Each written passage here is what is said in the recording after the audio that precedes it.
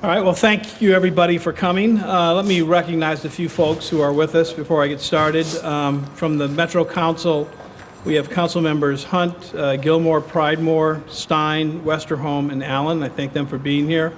We also have Council Director John Cooper. We have our head of codes, Terry Cobb, and Tommy Lynch from our Parks Department. Thank them all for being here. Now to why we're here. Nearly 5 years ago, Nashville suffered a devastating flood. 11 people died. There were $2 billion worth of property damage throughout the city. Many businesses closed or lost revenue. Some neighborhoods were forever changed. And our downtown, the cultural heart and financial engine of Nashville, was underwater for a few days, a stunning sight that temporarily silenced the beautiful music at the Schermerhorn Symphony Center and slowed the busy pace of the Bridgestone Arena. Downtown Nashville has come a long way over the past 25 or 30 years. It used to be a place many people avoided, a place where adult businesses were the norm, not the exception. Now downtown is a huge part of our city's success, a place where residents and visitors from around the world want to go for music, sports, art, food, historic sites, a great public library, and more. Our Lower Broadway Entertainment District is like no other in the world, and the Bridgestone Arena just recently won the Pollstars Arena of the Year award. But if all that took a big hit in May 2010, and we don't want that to happen again. We want downtown to be safe from the rain, safe from the Cumberland River, the same river whose banks we've been working hard to redevelop with green space, activities for children, and coming this summer, a new concert venue. I'm pleased to announce today that Metro Water Services will build a flood protection system that will guard downtown from a flood even more powerful than the one we battled 5 years ago. This $100 million project, which the Metro Council approved in the capital improvement budget last year, will give the city, downtown residents, workers, business owners, and visitors a new sense of security about the streets and buildings they love. While the cost is significant, it's small compared to the price we would pay if the river swelled over its banks again and flowed into downtown. That price would be even higher than the one we paid in 2010. Back then, downtown didn't have the Music City Center, the Omni Hotel, or the expanded Country Music Hall of Fame and Museum, which expects to have 1 million visitors this year. Downtown also didn't have restaurants like Etch or the Southern 5 years ago. The risks to all of these places are higher than many people think. In August 2013, another major flood dumped even more water on Madison than downtown saw in 2010. So I look at this downtown flood protection system as an insurance policy. We're going to pay a premium so we can reduce our risk of catastrophic flooding in the heart of our city. We're making an investment in downtown that will pay for itself with the protection it will provide, the people it will keep safe, and the businesses it will keep in operation if our typically peaceful river rages over its banks again. We have spent a lot of time, effort, and yes, money on protecting other parts of our city since May 2010. We've improved the Metro Center levee. We bought and demolished 225 flood-prone homes in neighborhoods like Pennington Bed, Bordeaux, Mill Creek, and the Nations. We've taken the land that sat under those vulnerable homes and turned it into open space. Those green spaces add to our quality of life on a normal day and help soak up water whenever there's flooding. We've also developed the Nashville SAFE program, which makes it easier for the city to monitor river levels and dispatch resources to deal with flooding across the city. And the online NERV tool provides information to the public during any disaster or emergency. And those are just the highest profile projects. All told, Metro's investments outside the core of the city has totaled $127 million. Now it's time to make sure downtown is safe too. Nashville is constantly changing, like the river itself, but the river will always be with us, and we have to protect our assets from it at the same time that we celebrate it. My time as mayor will be winding down in 6 months or so. It's important to me to get this project off the ground before I leave. The flood of 2010 gave our city a shock during my first term. We bounced back strong, largely because we all took care of each other and lifted one another above these challenges. But I don't want the next mayor or another one down the road to have to worry about keeping downtown safe if another flood comes along. There's just too much at stake.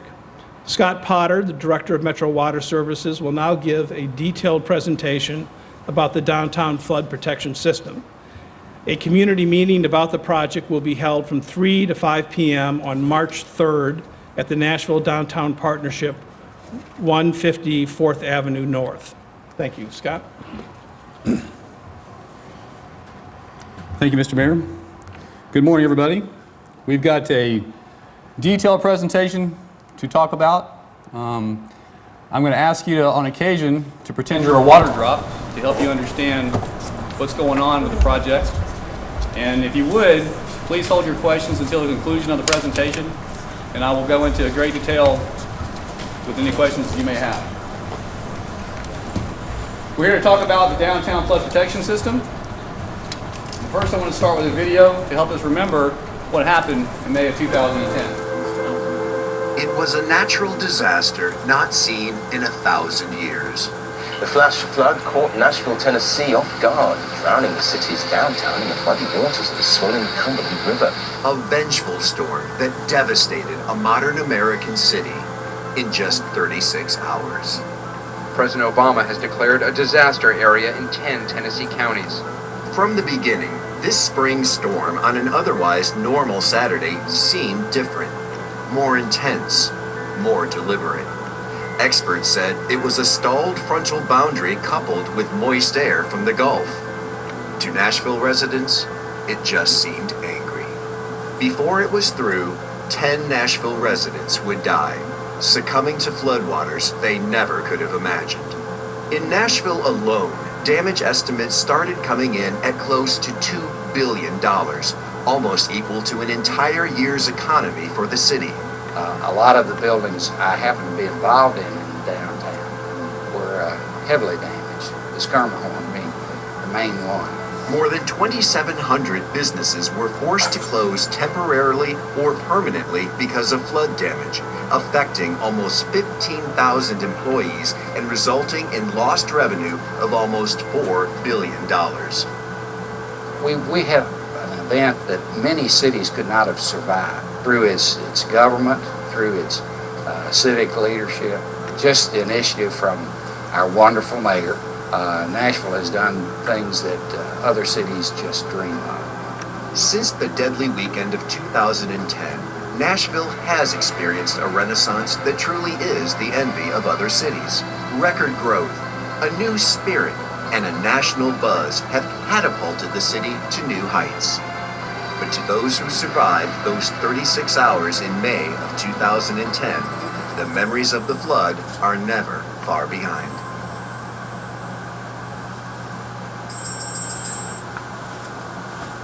This map here is an accurate representation of what happened. As Director of Metro Water Services, I'm obligated to protect downtown from that happening again. Talk about what the mayor said, reinforce it. We had $2 billion in damages, almost $4 billion in lost revenue. Key thing about downtown, obviously, is experiencing significant growth. Since 2010, we've had $1.2 billion in permits. We've got a 15% growth rate for people living downtown. We need to protect downtown, like we've done outside of downtown. So what have we done since? Key thing to note here is we started this process and this project in the summer of 2010. This work has culminated in a design that I feel very comfortable with proceeding with.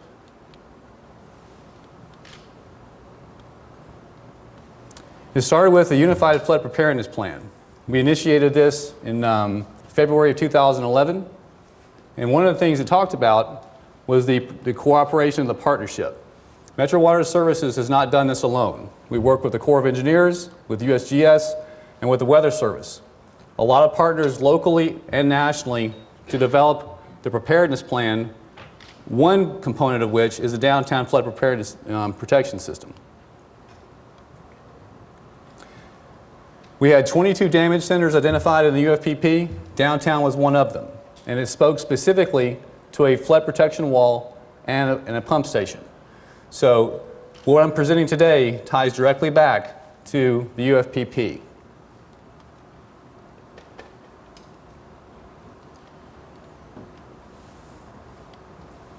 The Sobro Master Plan, the next major plan that was associated with downtown, tied directly to the UFPP. The Sobro Master Plan had a flood protection element. That led to the West Riverfront Park Plan, which also tied to the Sobro Master Plan, which tied to the UFPP. When we announced the West Riverfront Park project, the mayor specifically mentioned the 26-foot wide promenade that had a flood wall component associated with it.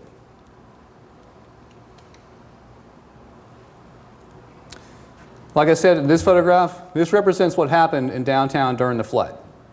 So you can see all the way up to the Music City Center, a lot of downtown is underwater. This project will correct that.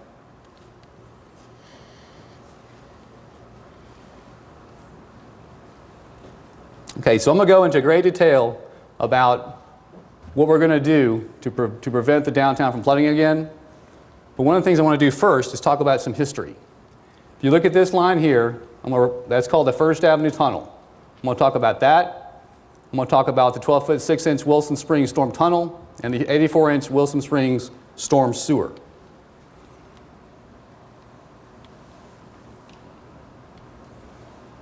Okay, the Wilson Springs Sewer.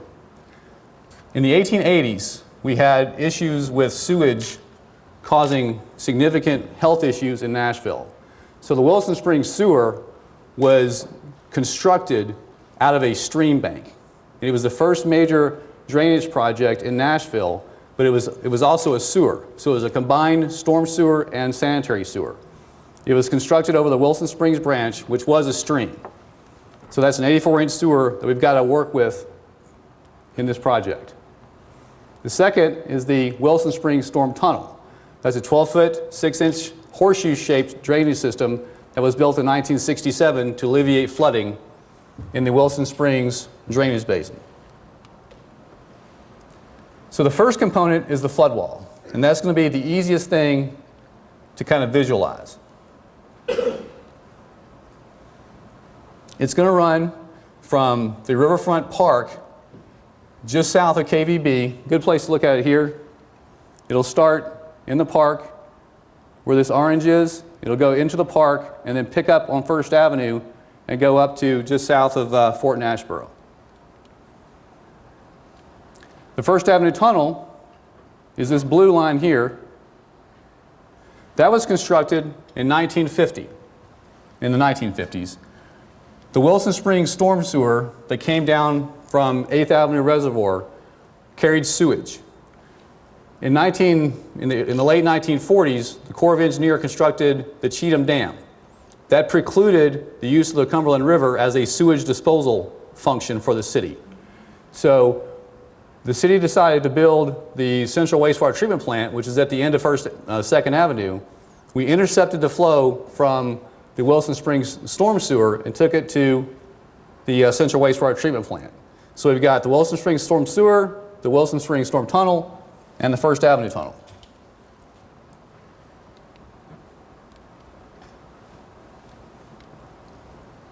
Okay, here's the flood wall. So this is the park under construction presently. It starts right here, and this is permanent. So within the park is permanent flood wall.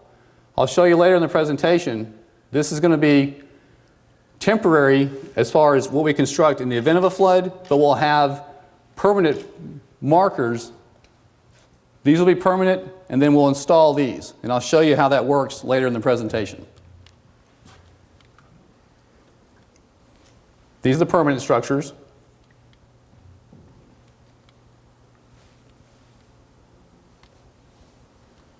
And this is how the flood wall is going to be constructed.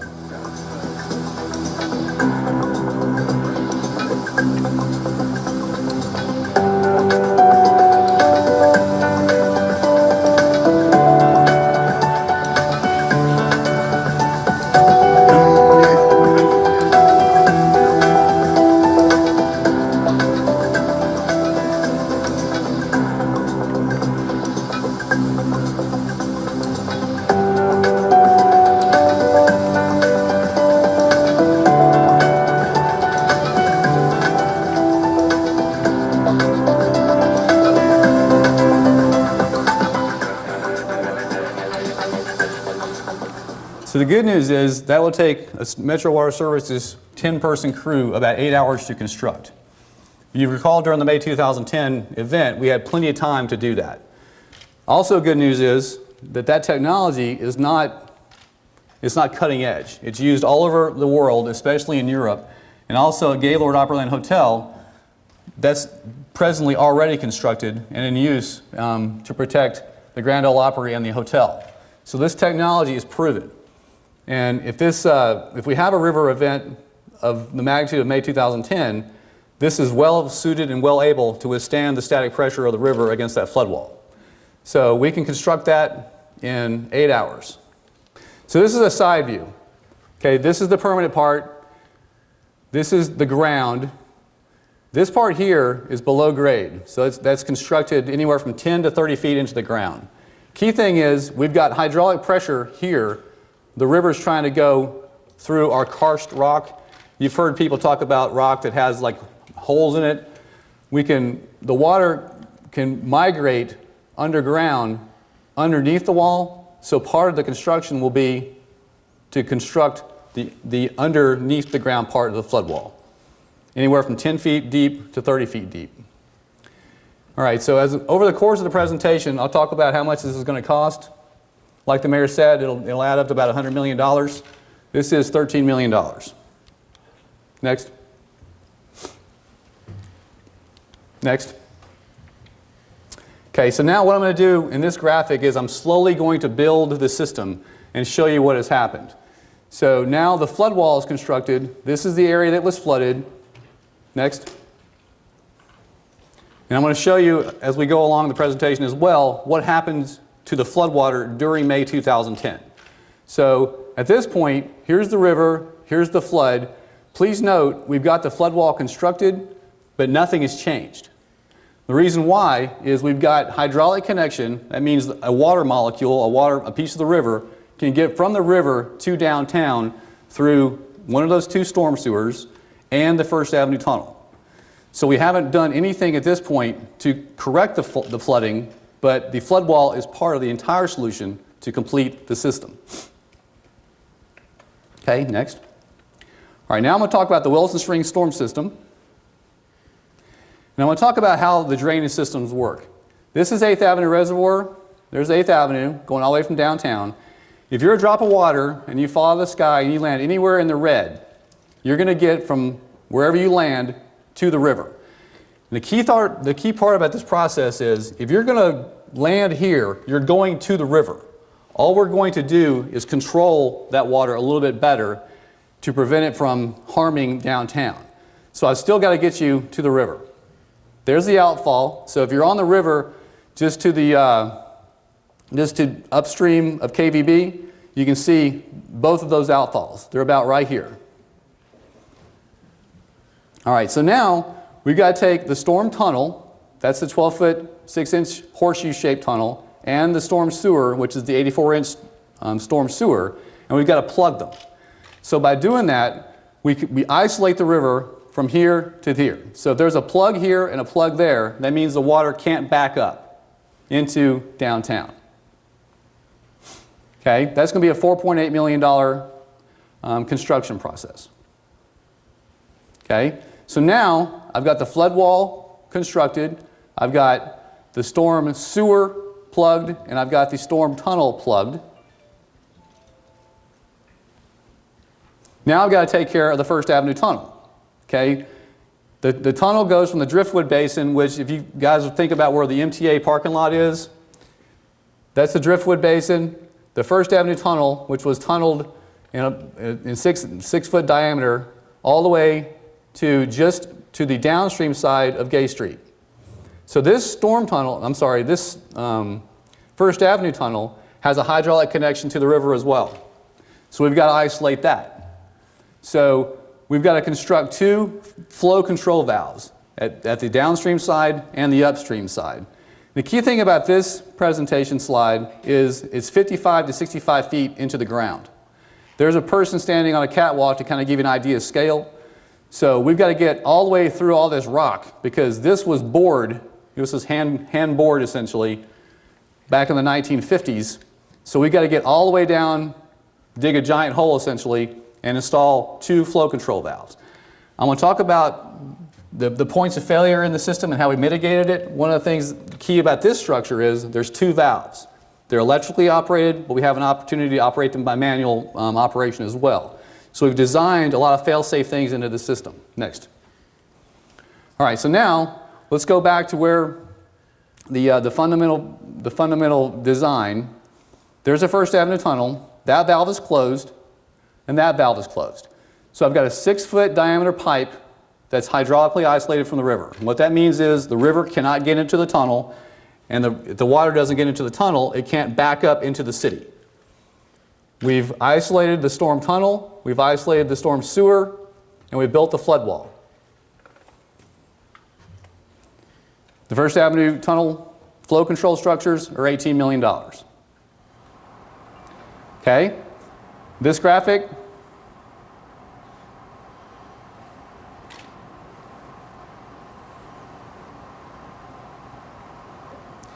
So this graphic, that flow control structure is closed, that's isolated, and the flood wall is up. Next. Now we've made it worse. Okay? Now here's why. If you're a water drop and you land in that 580-acre drainage basin, you're going to come down the hill and you're going to hit the wall. You're going to collide with the flood wall coming downstream. So what we've done is we've isolated the city from the river, and we've isolated the river from the city. So now we've got to get all this water essentially over the wall to get to the river. Next. And that requires the most expensive component of the system, which is the stormwater pump station. So if you remember the first slide I said, we had a 580-acre drainage basin. That was with the Wilson Springs Storms Tunnel and the Wilson Springs Storm Sewer. Once we isolated the First Avenue Tunnel, we added an additional 100 acres of drainage basin to the area that's required to be drained by the pump station. That's going to require the pump station, which is represented here, just to the upstream side of the Siegenthaler Bridge. This is not what it's going to look like. That's going to be the basics of the pump station. So if the engineers were building it, it would look like this. Fortunately, it'll look like that. So this will be a component of the park system. This will be an area that people can walk out and look at the river. These right here are the exit points for the pumps. This right here is where the water is going to flow out of the Wilson Springs Storm Tunnel and the Wilson Springs Storm Sewer on a day, if it's in May and it's not raining cats and dogs, you land up near 8th Avenue Reservoir and you're a water drop, you're going to end up right here. In May 2010, you're going to come out of one of these holes. The key thing is we've got to get you over the wall, because if we don't do that, we make the downtown flooding worse. Okay, I talked earlier about the single point of failure and how we design redundancy into the system. This generating facility will be available for the pump station. Right now, if we were to build the system without the standby, we'd have really good redundancy. We'd have 2 feeds from NES going to the pump station. To me, that's not enough. We need to have a standby source of power just in case we lose both NES feeds. Good news is during 2010, in May, we didn't lose power, but we might. So to mitigate what I consider the biggest source of concern for me, we're going to partner with DES to construct this standby power facility. So most of the time, hopefully, a significant part of the time, DES is going to use it for power, but in the event of a May 2010 or 2-foot worse event, we've got standby power available, which will be available to us to use to operate the pump system. That really increases the cost of the system. The stormwater pump station is $65 million. That's because it's significant pumping capacity. All right, so let's review. Let's go back to the main schematic. Here's the First Avenue tunnel. That's the downstream flow control valve. I'm sorry, that's the upstream. That's the downstream. Those are closed. The flood wall is up. Both the tunnel and the sewer are isolated. And now the pump station is constructed. And now we've completely isolated the system. So, I think one of the things to discuss at this point is what will happen in the event of a flood to the east side of the river. We need to change our presentation to this one, so we're going to do that real quick. And I'm going to talk about how the river behaved during the flood, and I'm going to talk about how the river behaves on a day like today when it's not flooding, to kind of give you an idea of what happens to the east side once we've done the work on the west side. All right, so on a day like today, the river's up a little bit, so let's just make this June or July, a normal day in the river. So we've got the elevation at 385. There's the river level, and it's moving at about 4 feet per second. Okay, May 2010, that's 385, that's 419. So when we talk about the river peaking at 51.96, that's the difference. Here is the east bank, and that is storage, and that's the west bank, and that's storage. During the flood, we were moving 1.4 million gallons a second down the river. And it was moving at 6.7 feet per second. On the west bank, it's barely moving. On the east bank, it's barely moving. And you've heard me talk a lot before about floodway and floodplain. This is floodway, and that's floodplain. So we've got storage here and storage here.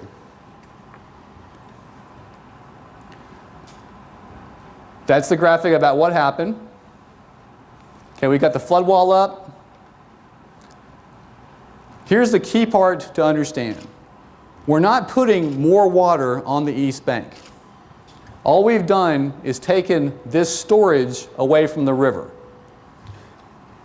When we construct this project, we take the storage that's represented in that 680 acres, and we move it on the other side of the river, on the other side of the flood wall, and we spread that water out all over the entire drainage basin. Does that make sense?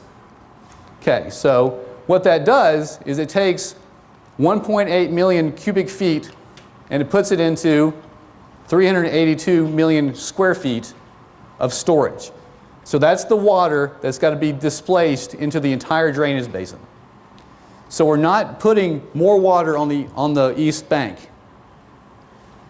The river is going to move a little bit faster, and it's going to increase the depth by 1/16 of an inch. Now that sounds hard to believe, but the hydraulic modeling and the computer modeling prove that conclusively. It's only going to raise it by 1/16 of an inch. And the way to an analogy is, you've got a kiddie pool here that's full of 4 feet of water. It's like adding half a gallon of water to it, and that is going to raise the half gallon into 100 gallons. It raises the kiddie pool by 1/16 of an inch, which is the width of a nickel. So now the west bank storage is gone because we've gotten it on the other side of the flood wall, and it is on the east bank, but it only raises it by 1/16 of an inch, and the flow rate goes up by 0.4 foot per second.